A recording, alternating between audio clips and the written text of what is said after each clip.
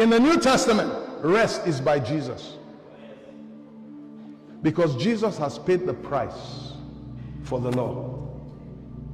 So in the Old Testament, you had what they have, 7 cycles. So you have a cycle of 6 years. In the 7th year, you will rest, the Sabbath. And that was to signify the day God's rest. The same way you have 7 days, 6 days, then 7 days you will rest. Old Testament, not New Testament. Then Jesus came and fulfilled the law. And he says, it is finished. Why did he say it is finished? To bring you back to Genesis chapter 2 verse 3. That means after Genesis 2:3, it was finished. Then mankind sinned and messed up the work of God. So God took another time to bring back Jesus and return me and you to the state of rest. And Jesus says, it is finished. Now you and I can enter rest again. Because Jesus is your Jubilee. Jesus is the fulfillment of Jubilee. He says 6 days, on the 7th day you rest. Then you have 7 cycles of 7. And it brings you to the 50th Jubilee. And it says that is rest. And Jesus came to fulfill it. So how do I enter rest? Through Jesus. What did Jesus say to you to enter rest? Verse 29. Take upon my yoke and learn of me. So how do I enter rest? By learning of Jesus. Let me say something to you. Nobody is stopping you from getting anything. Ignorance is stopping you from getting everything. He says, take upon my yoke, learn of me.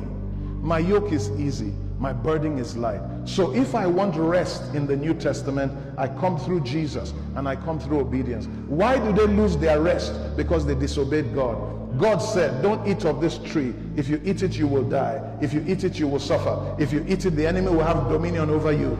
And they didn't do it. Then the enemy came and said to the woman, has God said? She didn't know what God said. So she went on to do what God said she shouldn't do, because she thought in her mind, as you always think in your mind, that you know more than God. Your pastor is not there. You know, some people, they'll rather disobey God as long as people in church don't catch them. As if the people in church are your God. So you will go to a bar far away. This is Chilanga. You go to SOS. You go and drink there where they don't know you. You go and sleep with people there where they don't know you. You go at night so they can't see you. Let me ask you, you think God doesn't see? David says, where will I go from your presence? If I go down, you are there. If I go up, you are there. In the dark, darkness and light is the same. It's not your pastor that you are obeying. It's God you are obeying. The person that will catch you cheating on your wife is God, not your pastor. They don't need to know in your church you are carrying a curse. The results will show. You are not struggling because life is hard. You are struggling because you are disobeying.